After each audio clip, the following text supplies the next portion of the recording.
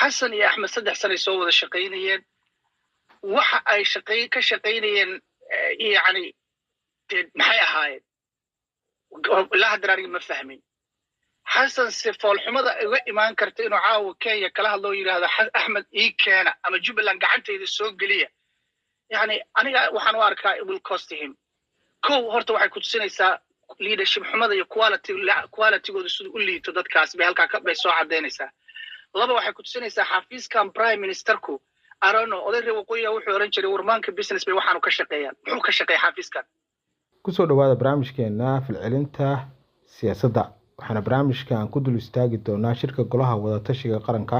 ee u dhaxeeya dawladda federaalka iyo qaar ka mid ah dawlad goboleedyada dalka oo maanta mar kale dib uga furmay magaalada Muqdisho iyo waliba bulshadu siday uga falceliyeen shirka golaha wada tashiga qaran ee u dhaxeeya dawladda federaalka iyo qaar ka mid ah dawlad goboleedyada